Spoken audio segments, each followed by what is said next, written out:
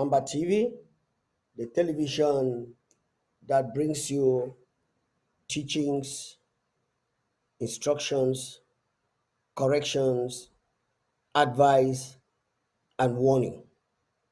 And as humans, we do everything within our power to make sure that we tell you the truth and nothing but the truth. And so today, the 18th of January 2023, I'll be receiving a very special guest into the house in the person of Barrister Tim. And as I told you, tomorrow, the 19th of January 2023, I shall be receiving Barrister Ghana, and we are all coming in here to talk and tell the Ambazonian people of our history. We are not coming in here to talk about any other thing that does not constitute to our history. And so we are coming in to tell you and talk to you about our history, and we crave your indulgence that you invite other Ambazonians who are out there and are willing to know about our history. Like I told you, when you know our history, where we are coming from to where we are now, you will never, by whatever criminal connection or satanic devices, agree to go under or stay with La Republique again. It will never happen if you know where you are coming from. So we are going into our history today, and as we go in, I want every Ambazonia to know that we are just telling you this history because our God has done it for us. And because He has done it, we want to let you know that all the struggles and the lies you are hearing from CRTV and other Cameroon media is a mirage. It's not for us, and it cannot work. So I want you to sit down quietly and enjoy yourself. Let's get this gentleman who is a seasoned servant of God to just give us some food for thought, for you to know that God Almighty knows your name. It's a marvelous thing. It's a wonderful thing. All right, let's go. Brother, I hope you wouldn't mind. Come in. And you know my name. I give you glory. Abba Father, you know me. You know my name. Abba Father, you know me. You know my name. Abba Father, you know me. You know my name. You know my name, oh daddy.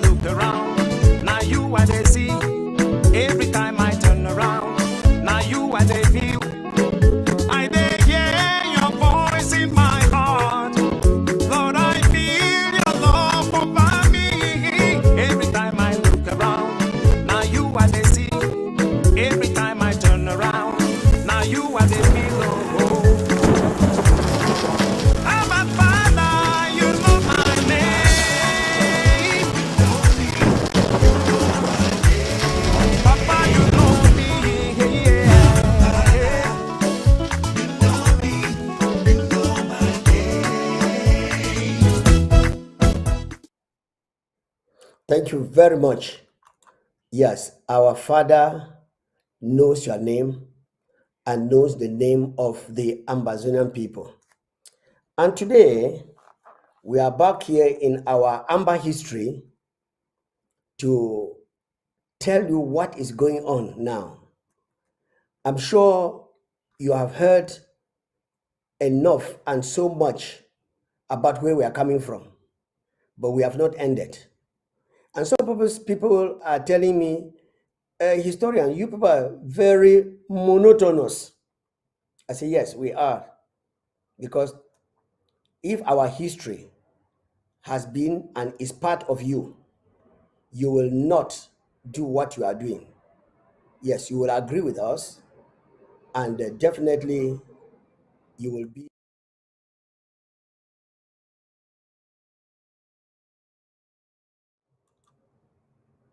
You'll be a part of what we are doing.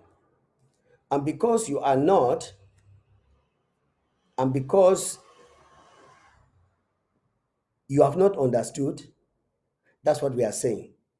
Because if you understand, we will not be repeating. And our repetition is a very clear sign that you have not understood. So let's get this.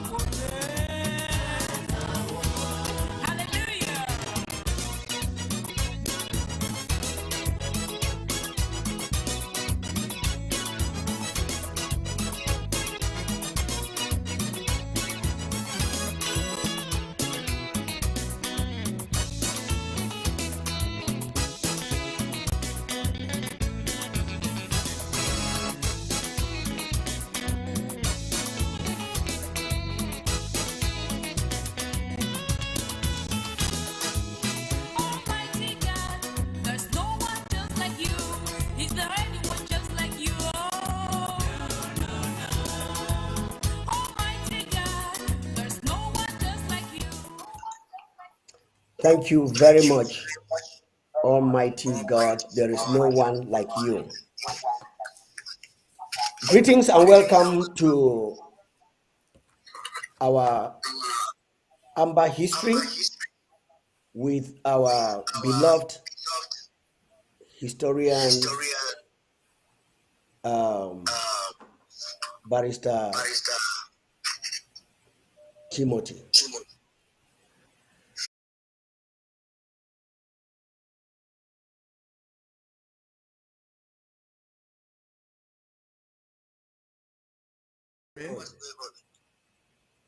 Can you go ahead and greet the people, and then Yes, we take off from there? yeah, thank you, Pastor, once more for having me. We're here once more to deal with our history. with the hope that we'll learn something from the past in order to be better for the future. Once more, listeners, we're all free to criticize, we're free to give counter views, but facts, historical facts remain historical facts. They do not change, though the interpretation might change. Thank you very much.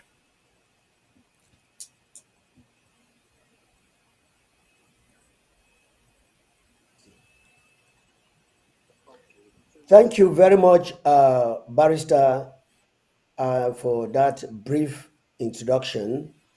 Let me go ahead and ask you. This is the 7th year we have entered in this battle. I do not know if you have opportunity to listen to people at home who are talking on different social medias and televisions. If you are fortunate or if you have that opportunity, can you just tell us a little bit of what they are saying, if you have anything about that?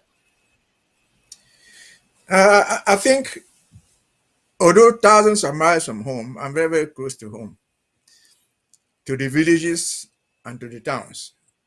I was a town dweller, but I lived most of the time in the village. If there's something I can assure you, is that we in diaspora, who are essentially educated, are fighting this war. We understand this war. But if you give the level of understanding 100%, I will tell you that we in diaspora understand the Southern Cameroon problem just 40%. The people on home front who have lived this history, they understand what it is all about. If each had had the opportunity to take a cutlass or a gun or a spear, they will fight better than all of us combined are fighting. So they know these things more than you and me. Our parents who lived it, they know what they've gone through. And when let Cardinal Tumi say 67% or 68% opted for independence, now that was he sampled the educated class. If he had gone back to the villagers, to our parents back home, he would have found out he would have had 97% of the people opting to leave this nonsense of reunion once and forever. And as of today, I guess, if that opportunity arose and it was to go by ballot, will be people living at home will vote almost 90% to go. The people who would make the difference by voting 5% to remain or 10% are us in the diaspora, are us the educated people who are benefited from jobs, who are benefited from appointments, who are benefited from the bribes. Your father in the village doesn't take any bribe. He has no opportunity to give bribe, to take. He only gives. He buys what he doesn't need to buy. He buys an identity card. He buys to enter a car and pay transport. He buys to go to the market and buy something. He gives bribe. And so the people back home are by far stronger in this struggle than you and me combined. That's my best assessment, sir. Thank you. All right. Thank you very much. Thank you very much, Barrister. Barrister, I had the opportunity of listening to Prime Media today, and some of your learned colleagues that are back at home, I'm sure that when they talk with some reservations, because the brutal regime, they know that it will come upon them with clouds, and they will be gone. And one of them succinctly talked so much, and I thought that he was going to strike the deal, and he ended up by saying federation. Barrister, this issue of federation, have we ever had federation since we were deceived into getting into union with La Republique of Cameroon? And do you think that the issue of federation will change anything from what it was from the beginning? Over to you. Well, in my segment of 2 weeks ago, I said that there was never even any federation. The word federation was just put there as a camouflage. And I cited the so-called federal constitution to show there was nothing called federation in practice. And so, back to my colleague, whoever is speaking from the home front, they cannot speak better than that.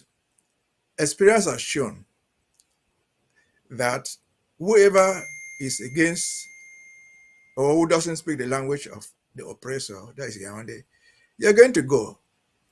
And I cited again in my other show that as soon as the so-called 30th, 1st October came and passed, as early as February, I usually went and passed Ordinance number 62, which prohibited even the discussion of this form of state. If you did it, they will arrest you and send you to jail. It was not a free environment. They used that ordinance to harass people, to harass the frontiers, to harass the mourners, to harass the Dinkas. And in 1990, they purported to abolish that ordinance. But just 14 years after, they brought it back in the 2014 law on repressing rebellion, criticism against the state. And my friends and colleagues back home are faced with that. You cannot live there and don't speak their language and go free. To be objective, for example, why do you think they will take Abdul Karim to jail? What has he done? He's not even carrying arms like any of the fighters. But for simply say, well, Southern Cameroonians have a right to independence. Why do you think they will take Paul Aya, who was not even in the consortium? He was just sitting in the government office provided by Yaoundé, called Supreme Court, and sitting there. But because he stood for federation, because he voted against them, because he criticized them, he had to be taken to jail. And so there was never any federation. In fact, I mentioned that because the federal constitution that purported to implement the constitution, the federation, was not a federal constitution. It was never. There was no power reserved left for the states. And so, as a matter of principle, as a matter of law, there was no federation. Thank you. As a matter of law and as a matter of fact, there was no federation. Ambazonians should understand that. And those who are on home front, we know that you are doing your best, Give me a second. trying to Give me talk 1 second. the truth to a limit. When you talk the truth, it comes to a point where you get to the limit of the truth that you can talk. We will plead with you to listen, and if you are called upon and you are not courageous enough to tell the truth, don't deceive the people, because you know very well that the La Republic does not know anything called federation, and it will never be implemented. Even if they tell you now, they have not killed 45,000 plus something people, burn homes and everything, for us to come back to what we're supposed to sit on the table and discuss. So what we are saying is that we want to sit down and see how we can divide as we were before the purportedly coming together. All right. With that said, Barrister, I want to come back to you. It is said that the custodians of a nation and the knowledge for the common people are the people that are voted into parliament. And we have heard the noise that La Republic is making. Do you think that they will attempt again to come over to Ambazonia with this their nonsense they call senators? Or is it only ending in La Republic to Cameroon? First, you must understand what they call a senator means in the political development of so-called Cameroon. Who is a senator? What is the role of a senator? They actually have no role to play in the political events of the country. They are an institution created for the purpose of giving them money, for bribing them to support the system. And so they can organize 1,000 senatorial elections. That is not going to alter anything. They can organize 1,000 parliamentary elections. That is not going to alter anything. Yesterday, I watched a system. I watched Equinox, 8 p.m. And at the end of their news at 8 p.m., they do a review of the events. And something came up yesterday. The thing was, do they, now that they've called senatorial elections, without the reform of the electoral code as envisaged by MRC, what would they do? What interested me was that among the panelists was an MP for UDC. And they asked him, why is this not happening? This is Parliament, which is supposed to initiate laws. What did this man say, the parliamentarian, who is an active parliamentarian right now? He gave areas where he thought that they should have reformed the electoral code for any better elections. But nothing has been done. Why? They asked him.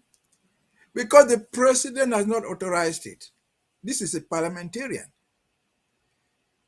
waiting for the president to authorize them to take action on any legislation in the country. And so get 1,000 senators, get 1,000 parliamentarians, do any type of elections. It's not going to change anything. And so bringing them back to us, yes, what they are trying to do now is a second election of senators. In other words, they run their first 5-year term out. Those who are going to be appointed as senators, what is their balance sheet? What is their balance sheet for the past 5 years that they were in Senate? Barrister, are you saying appointed or they say they are going to vote? You are talking of appointment. No, they were appointed. Senators are appointed. Senators are appointed. There are supposed to be 100. Out of the 100, 30 are appointed by the president. Others are, in fact, sorry to say, they are appointed by the CPDM in their councils. They control the councils.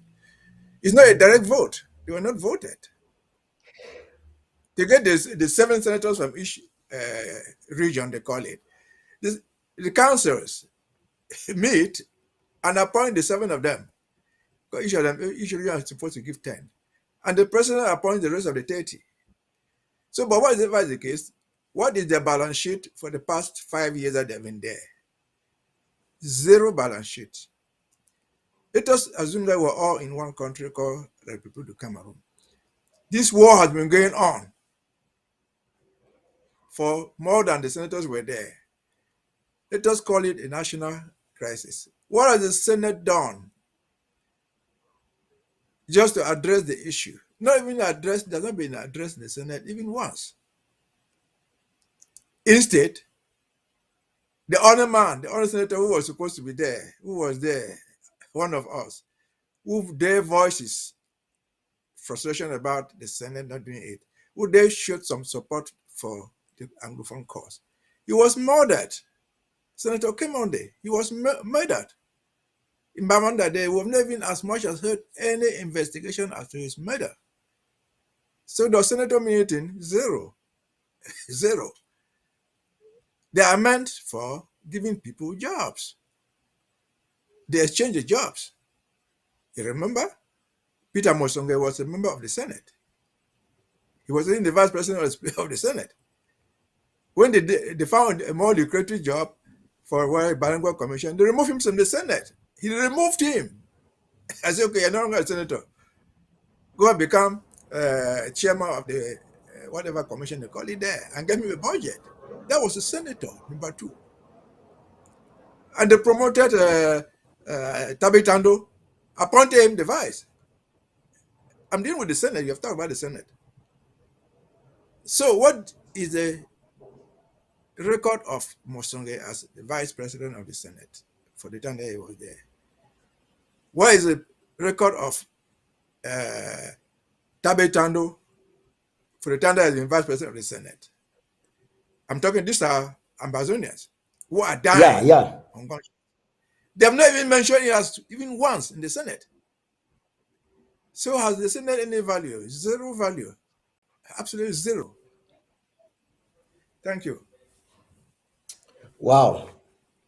Our history continues with a lot of betrayals and a lot of hypocrisy that is going on.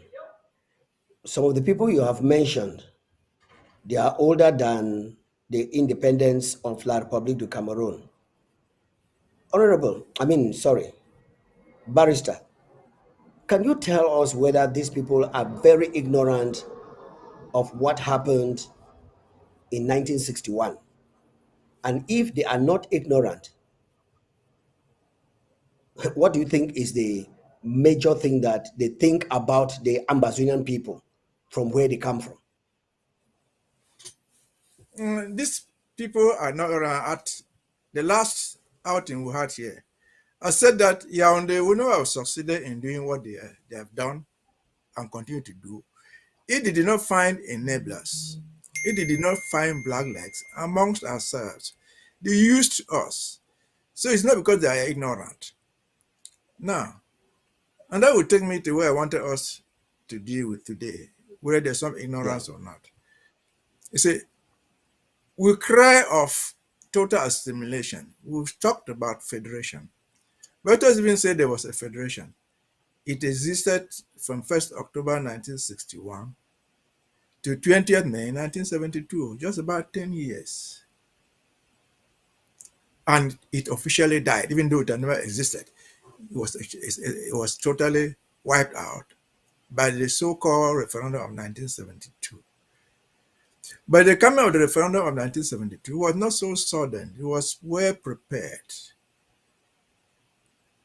to show that Ahidjo and his government never ever wanted a federation at all.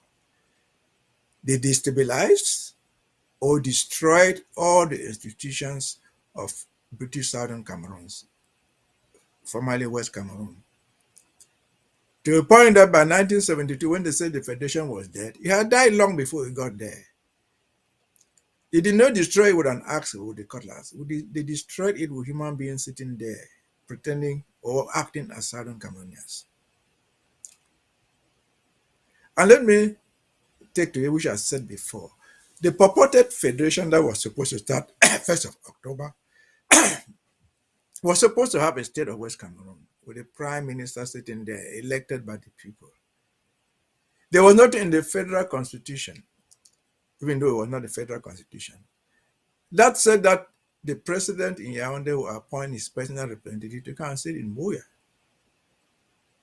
But as soon as October came and passed, February came, the president appointed somebody he called his liaison officer in West Cameroon. I remained there for 2 months. I transformed the post of liaison officer to federal inspector, which I've addressed before, and named J. Singo, who remained there from 1962 to 1971 on the eve of the disparition of the so-called the state of West Cameroon.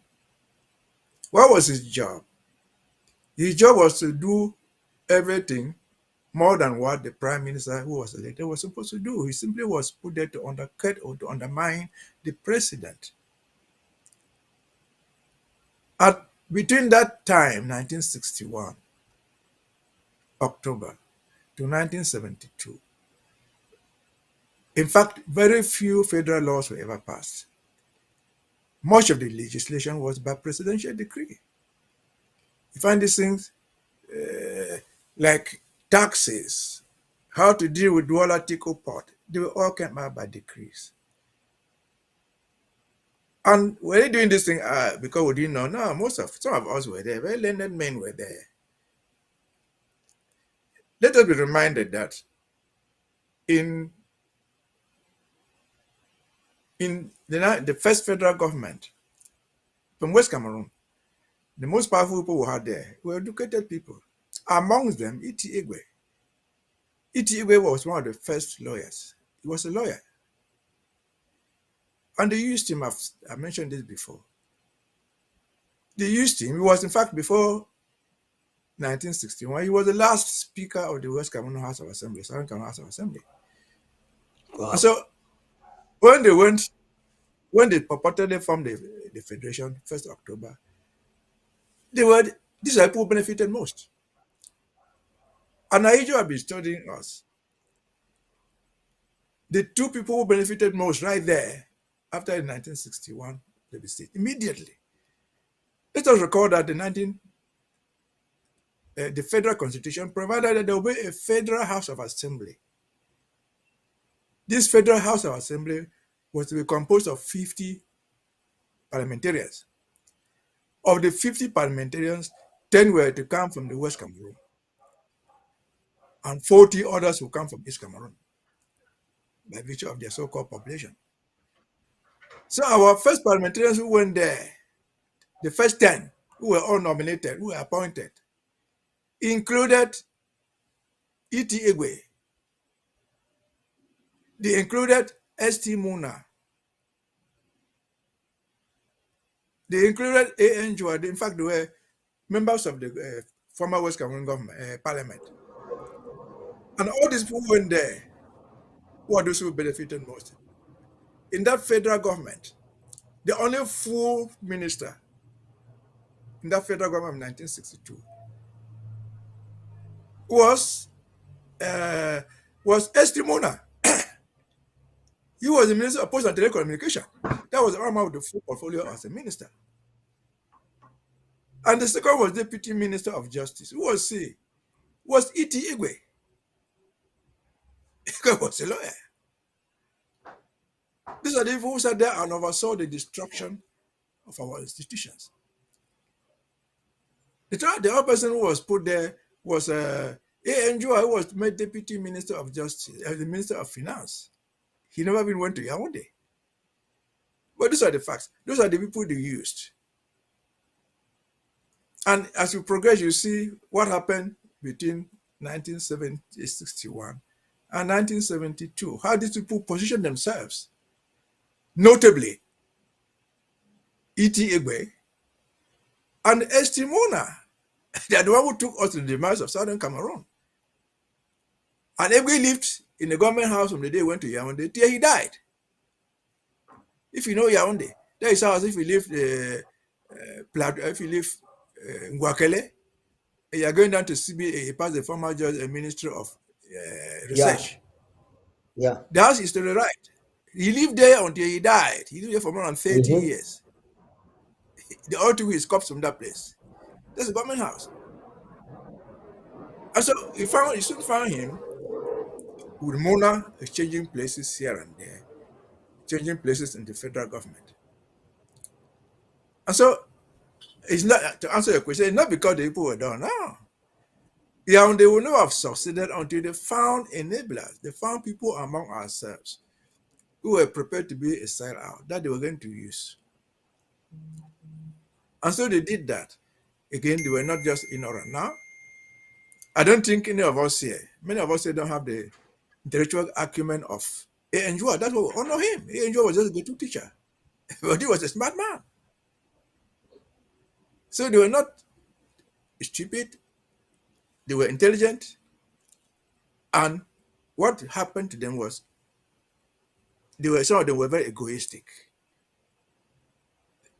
Among those egoistic people include people like Foncha. Foncha was an intelligent man, but he was egoistic. How do I come to this conclusion? When in 1961, they said they should appoint people to go to parliament, to federal parliament, to appoint the 10. What did Foncha do? Foncha appointed his 10 because he was the leader of government. And they were all from parliament, from the West Cameroon parliament. But he did not even include anybody from the opposition. Remember that the West Cameroon parliament was 26.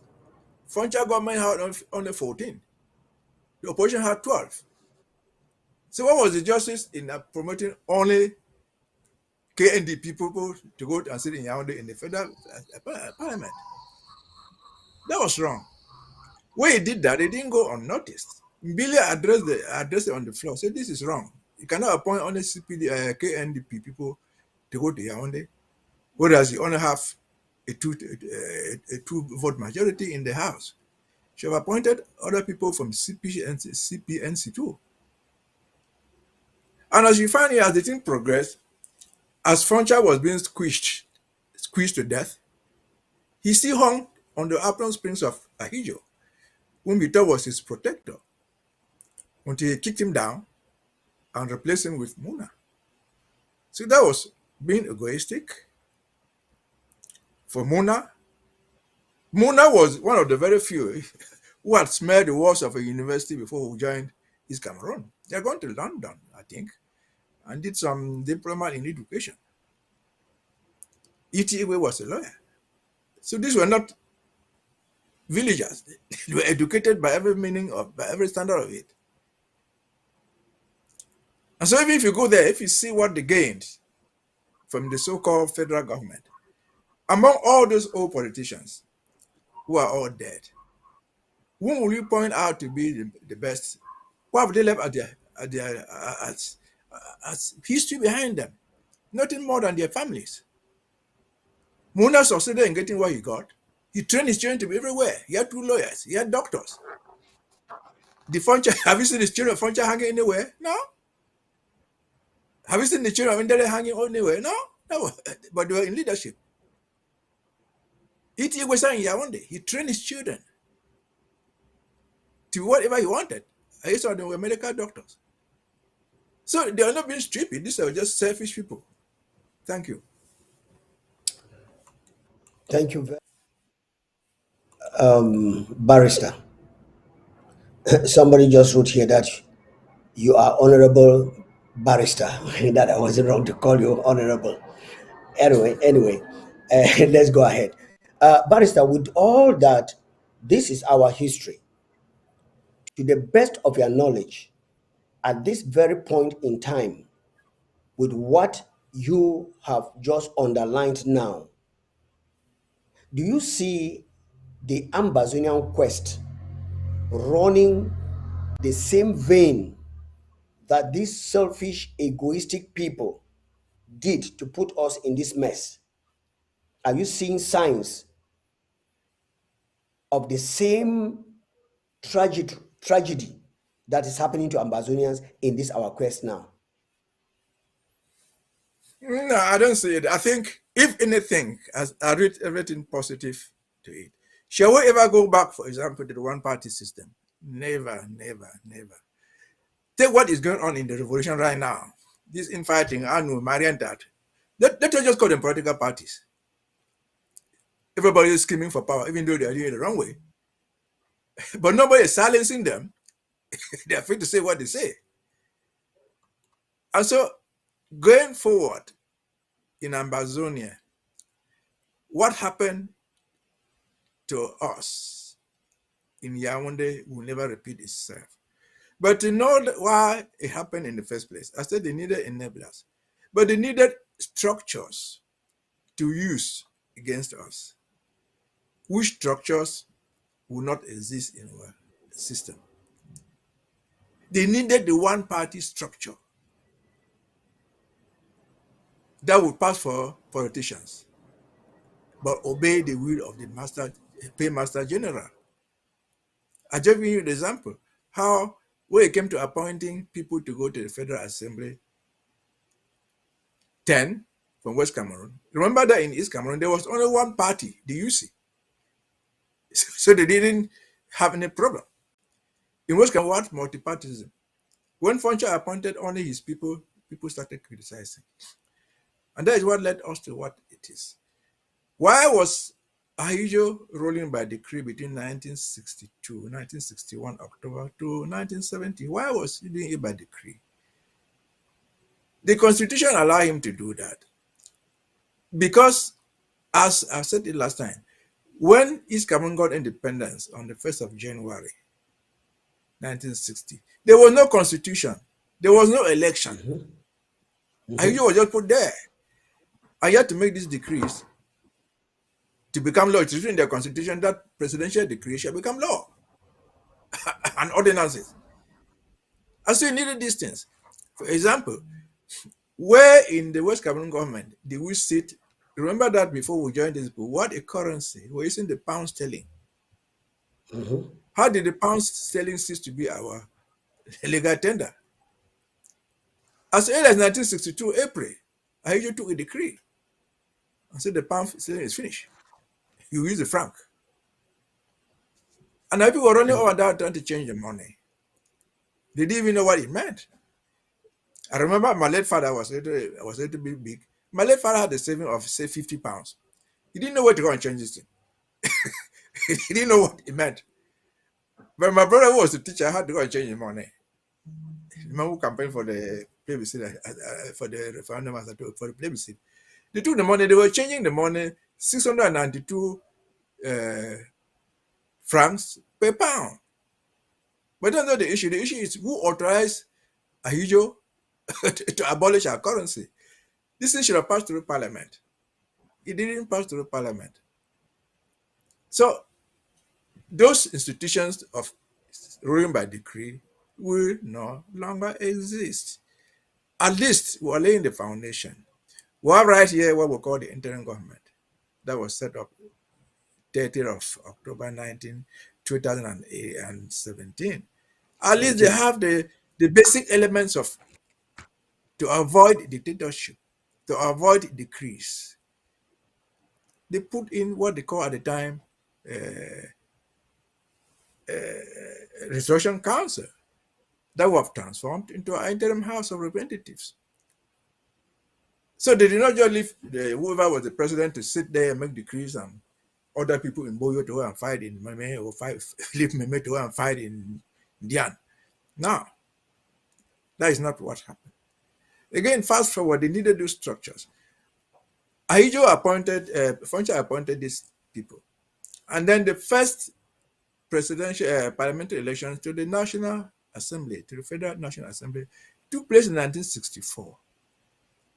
By 1964, we still had all these parties in West Cameroon. But Ahidjo imposed there had to be on a list system. He will produce a list of 40 people from his East Cameroon under UGC. And Foncha, who was the leader in West Cameroon, must produce on a list. He did not allow people in West Cameroon to campaign. So there had to be a list. And Foncha made his list. CPNC, that was in the opposition, made a list. And of course, Foncha list that was in the majority won. But we had never known about a list system before. So they laid this situation to get 10 parliamentarians to join the majority 40 over there. They wanted to do what they wanted to do, and they did it and continued doing it until 1972, when they purportedly passed a law abolishing the constitution.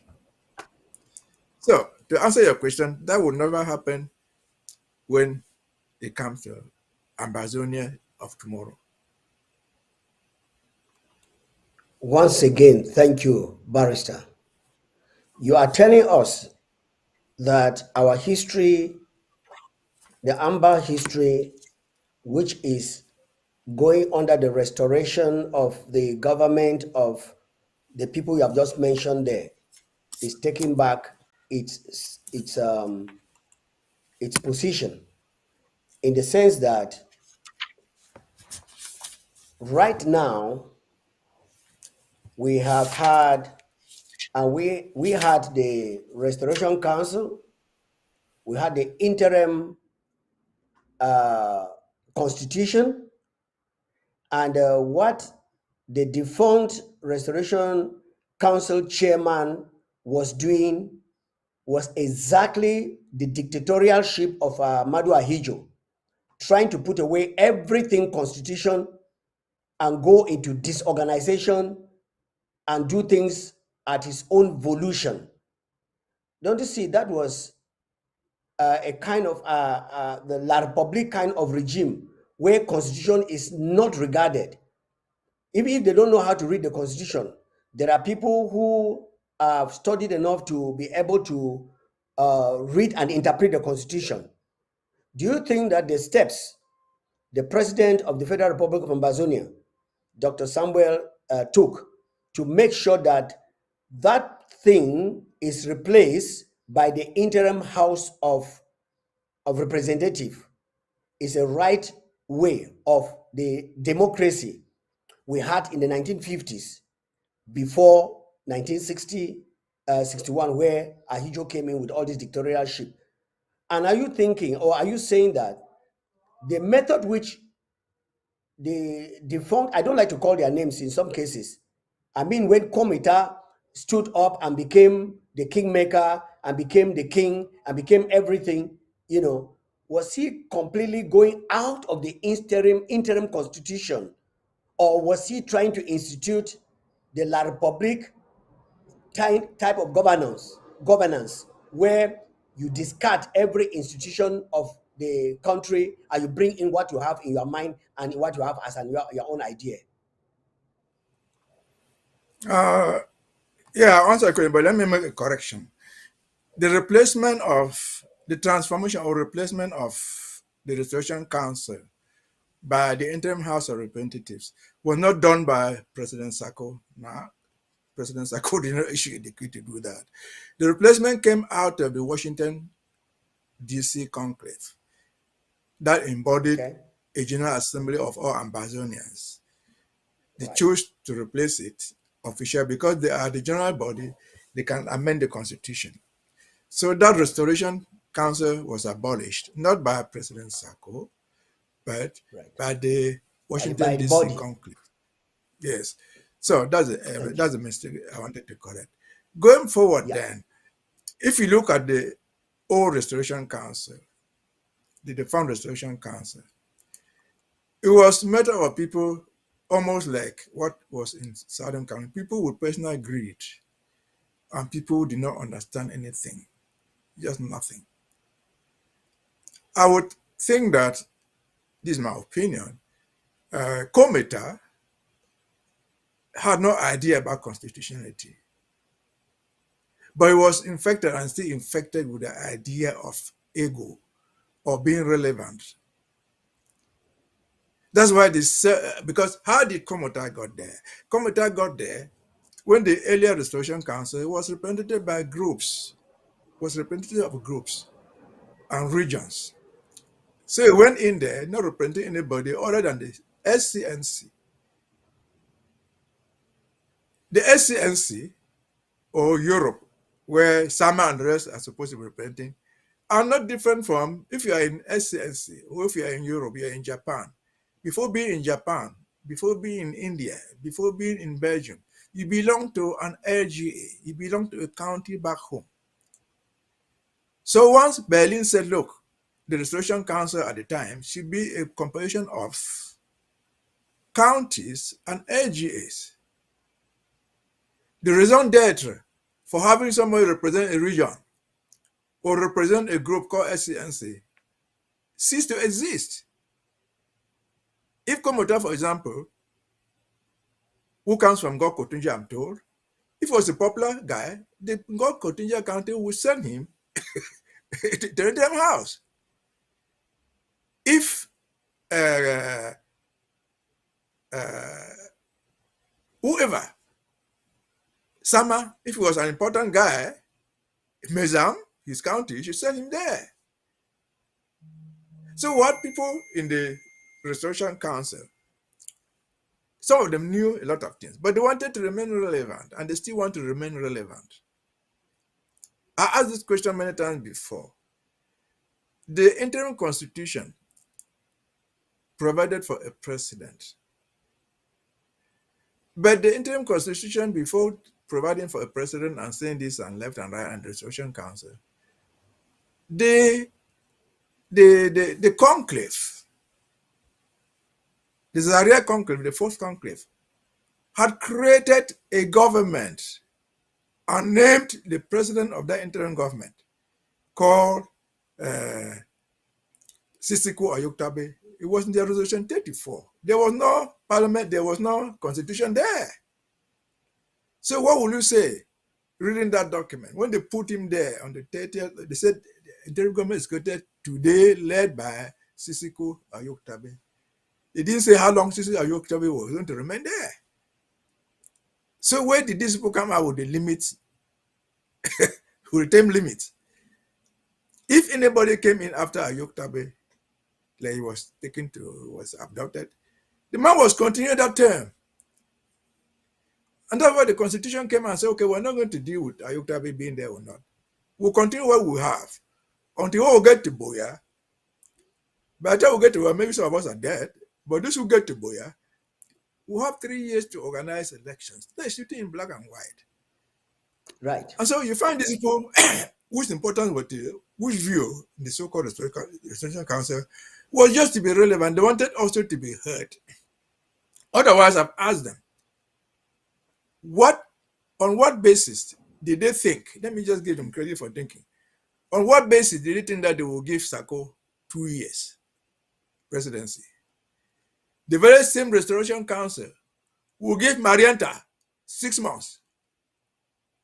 The very same Restoration Council will give Anu, I don't know how many years. So what is the basis? The only basis is to be sure that, well, we did something. We are putting precedents. We are conducting elections without even knowing what they are doing. That's a fact. And so that thing will never happen again. That thing will never happen again. We are laying the foundation, which I believe, hopefully, is going to be good for Ambazonia. Ego must follow the law. Importance must follow the law. I remember quoting this man. This man was one of the first people who was named to go to the Federal House. Mr. Sam Morford. He didn't know how to speak any good English. But he could stand there and say, this is Shamafo. He was one of the 10 he represented. He was not smaller than Muna or Danjua. Where he took the floor in the House of Assembly, he was an MP. So this nonsense of people wanting relevance with their book, whatever thing they have, with their profession, would not exist in Amazonia. Your relevance will be on your products. Produce something good, you'll be honored for that. They will even name it after you. Dig a good street and we'll name it Funcha Street. Be a big hotel and they'll call it Mona Hotel. And so on and so forth. Barrister, sincerely speaking, I do not know how to thank some Ambazonians like you who are living witnesses to our formal government that has been restored. And today, we are putting emphasis on going back to that rule of the law, which has no respect for anybody who will disrespect the law. And I may not want to go ahead asking questions like people like, anyway, you have just given a bit of what happened, because people like Komita who don't know the constitution, for them to come in and be working on behalf of Ambazonia while there's a constitution and they put the constitution aside and begin to play their games is very painful. It's just like taking us back to La Republique de Cameroon. But anyway, thank you very much. The correction you just made is I purposely asked that question if President Sako is the one who decided to defunct the Restoration Council. And what I needed to hear from you and for Ambazonian people to hear is that it was not Dr. Sako who cancelled or stopped the interim house, but it was the meeting you people who held in Washington, D.C., which is the government of the people, by the people. Thank you so very much for that very sensitive point that you caught it and then you came out to make that wonderful correction. Thank you very much. Ambazonians, I want to let you know that somebody called me from the Netherlands or wherever he is and said that we should stop this Amba history. We should talk about the war and talk about feeding the poor and talk about, I say, how will it, if we stop talking about Amba history, how will it help the war to stop and so on? But meanwhile, in this educative aspect, I've heard some people write up here that please continue to educate them patiently and in truth, because many people don't want the truth to be told. Uh, Barrister, maybe the last intervention for you to tell the Ambazonan people what the interim government is building now.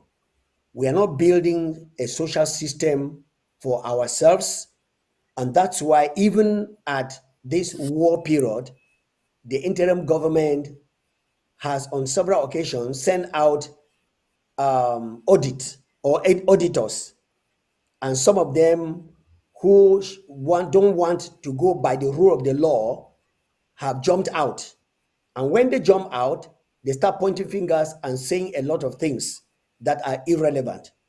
Now, Barrister, tell us, 2023 has come.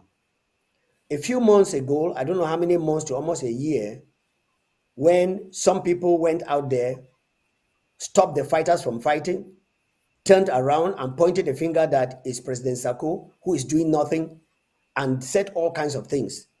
And on the 31st of December, President Sako came up and told the people of Ambazonia, whether with one or two people, we are going to go to get our land free for us.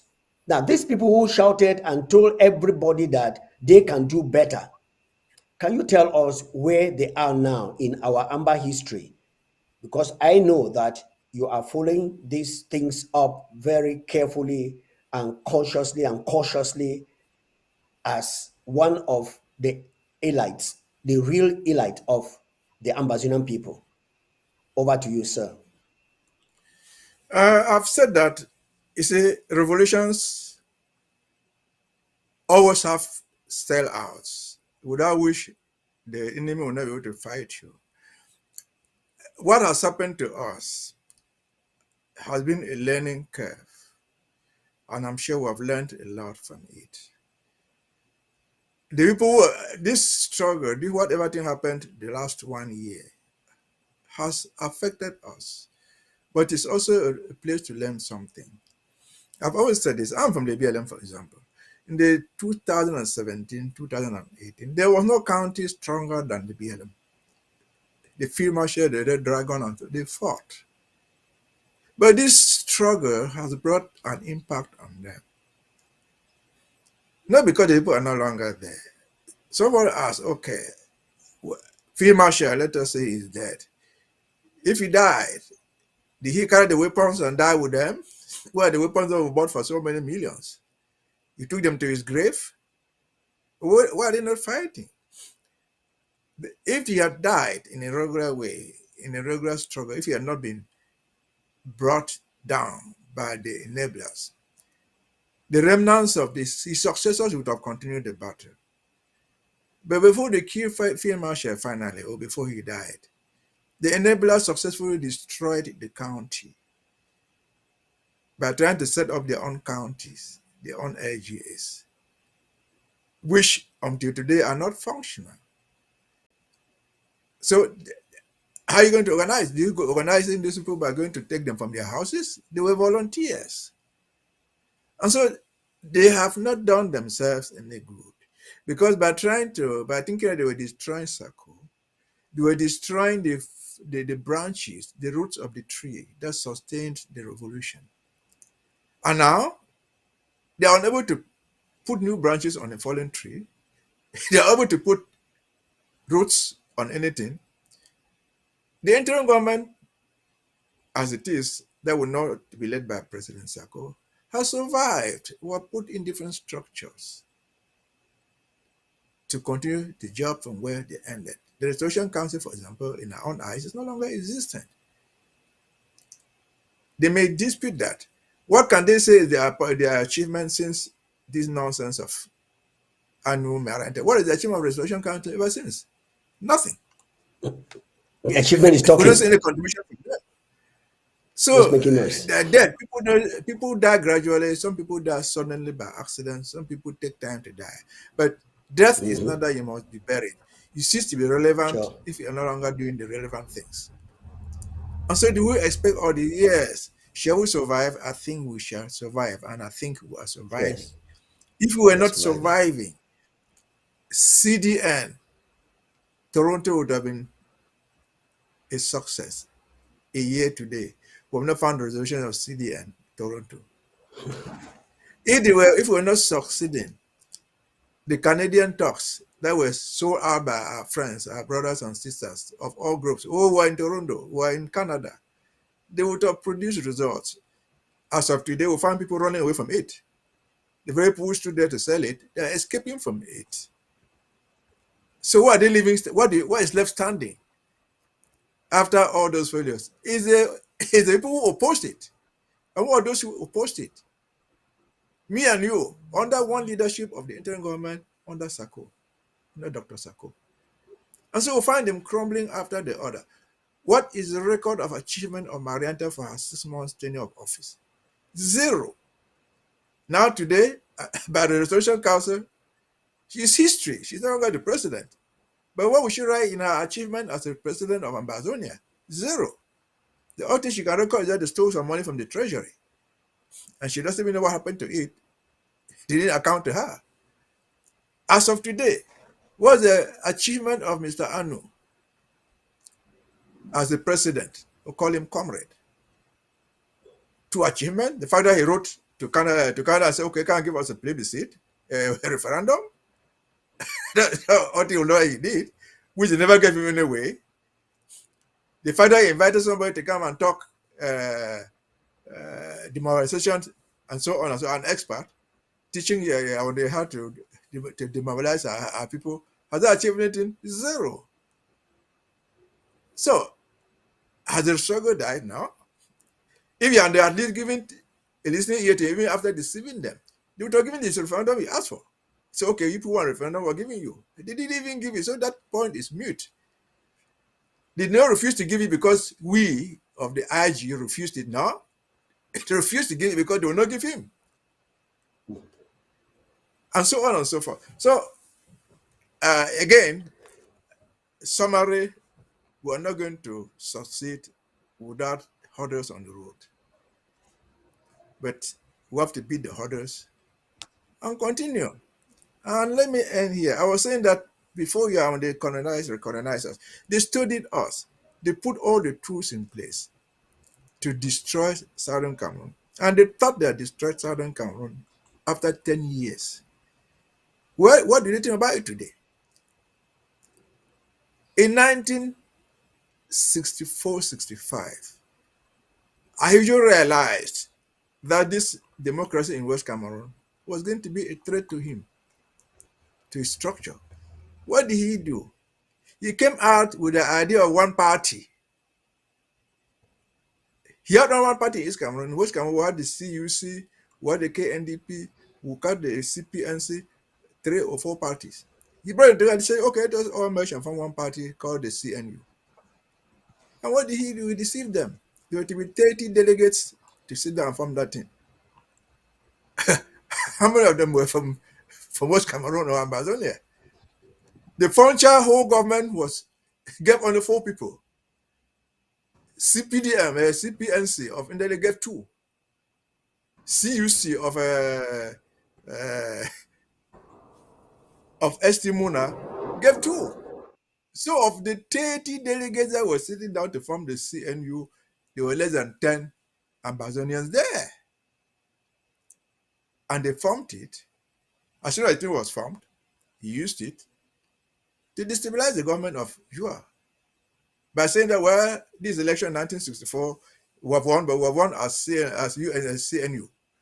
And then they appointed Jua, they dismissed Jua under that election and appointed Muna, made him prime minister at the same time vice president. Yes, that was in 1967. This is us 2023. Did that succeed? It did not succeed. The Munas who were doing all that history, they're all dead. They were used, but they did not use us.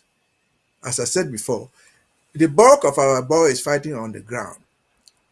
I don't imagine any of them was born in 1960, not even in 1970. They are very young, but they have learned to carry the anger They have read these books. This is all in writing. And they've asked themselves, how do you treat my father like that? How do we treat our grandparents like this? Why were you so inhuman? And they've decided to fight. After treating us like that, they will not even let us sleep. They will follow you to your bedroom and beat you up. They follow you to your farm and take your wife. They will follow you to your house and do whatever thing they wanted to do. And this has aroused the anger. This has shown the inner bearings of this nonsense called Cameroon. Shall we be part of it anymore? At least not with this new generation and the one to come. So I think that is where we are. Thank you. Very good. Thank you very much, Barrister. We will continue to talk our history because there are so many people, some of them know the history and some do not know. I want to refresh their memories so that they should understand that whatever stringent methods we are taking, it is the DNA that is working in the life of an average real Ambazonian. Because an Ambazonian is a man of the law, a man of honesty, a man of sincerity, a man that will not want to go left or right. When I looked into some social media reports about some of the people who have stolen milliards from La Republic of Cameroon, I have not seen, even though some Ambazonians have been bought over, some of them slave boys, out of the first 20, I have not seen one Ambazonian in the midst of those who have stolen the money that they have stolen, if the report is true. But even if there is an Ambazonian amongst them, I will tell you that that Ambazonian has mixed blood. Either is married to one Ewondo or married to somebody from Paul Bia's village, because that's the DNA that makes, and two shall become one when they interrelate. So what I want to say to Ambazonians, we will go by our constitution. For now, we are going by our interim constitution, and the decision that was taken in Washington to make it interim House of Representative, which perfectly matches the name because our country was restored on the 1st of October 2017. And so having a council that is talk about restoring, I don't know what they were about to restore again. So that was kudos to that conference.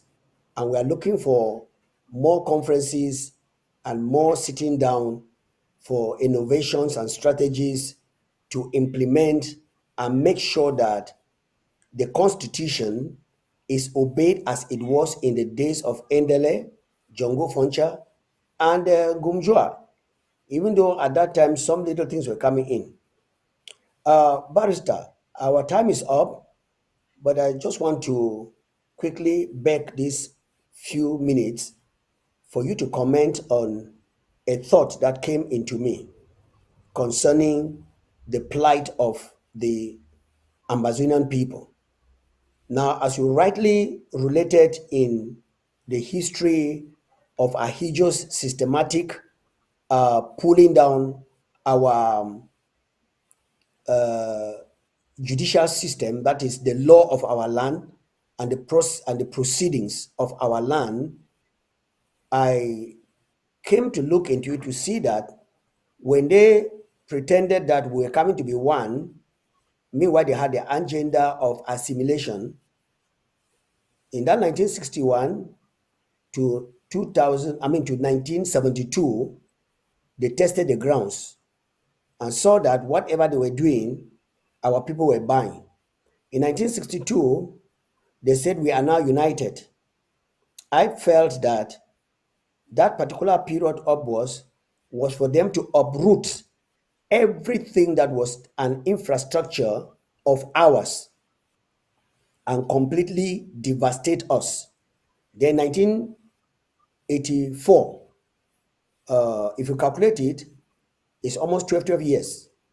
Paul Biya came in now and reverted to their name of Republic of Cameroon, meaning that we have completely been swallowed and we have no place And now all those Ambazonians who are still hanging in La Republic of Cameroon, they forget to know this political trick from France and La Republic of Cameroon. What can you comment on this, my thought of what they did to us? And then when you comment on that, you'll be giving us your closing remarks, and then we quit for today till next week when we shall be coming back. Over to you if you have something to say, sir. Well, I think in one of my episodes, I said this. I said the best thing that we ever had in this revolution going forward from 2016 was the setting of this structure called the interim government. And the interim government is a big name. It I encompasses a remember. lot. Yeah. You see, it's not enough for you to come and watch Amba history. It's just one of the several programs going on that is very, very educational. There are other programs that I would encourage everybody to watch, which are all under the IG, under the interim government. Go watch the Horizon, which is presented by women. You will learn a lot from that program. Right. Go watch, listen to the Amba prayers. I don't know what to call it. They are praying to God, but there's a lot of literature in what they say. So there's a lot we can learn from these structures. But above all, know that this thing that you are learning now on this platform or the Horizon or any other one, this is 2023. Nothing goes out for nothing. Everything is money. Go register with your LGA. During the Matip to Boya thing, so many people called me. Oh, they've chopped money. The other question I always ask is, did you contribute? If you had contributed, you would have a receipt. Ask the guy who gave you the receipt, where is the money? You will get a better explanation. You know, on social media, oh, they stole the money. How much of that money was yours? If you contributed something, the people who took your money are accountable to you. They're not accountable to social media. And so if you contribute your money to your county and they're stealing the money in the county, you have the right to raise a finger and say, hey, that man, the treasurer, has stolen the money. That man took $1 million. They go and give cutlasses. They go and give spears. They go and give bread. He never gave. That guy is there, you answer. But to be a social media general, social media colonel, is not fighting the war. And above all, educate yourself. What we put here, go and watch something there. There's something called ethics, which was established under the IG. They have very educative programs that will make you realize that where they took us was the wrong place. Where we are heading to is a better future. So go to ABC. There's a lot there. But again, it's not all free. A $10, a $5, a $20 a month would add to something. As we say in the country talk, suffer, cash monkey. So that is where we are. We are not going to repeat the errors of our forebears. That's why we do this history. We do tomorrow. Repeat what Mona did to bring down Komando. I will We do not allow tomorrow. anybody to repeat it in our Do time. what ETA did to bring down me or to bring down somebody else. Just because I want to live in the government house for life? No. We should learn that. And to say, like the religious people say, all those earthly things will come to pass. Yes, ETA will live in that house until he died. But he died. He's no longer there. He didn't even pass it over to his children. The only thing he could have passed over to his children that would have lived forever is if you had constructed a highway to Manfred where he came from, people would still be driving on that road. If you had built a university there, people would still be going to that school. We always heard stories like St. Joseph's College. Who was St. Joseph? Who know who built that college? But we still pay fees and struggle to go there. Ballet College. And all those institutions, they were put up by human beings. They remain the relic of their own history. Not the money that is cheap to go and sleep with women, to go and drink beer, to go and eat soya. These are temporal things. Dead people don't eat. Dead people don't drink. Dead people don't fly in planes. So all those things will come to pass.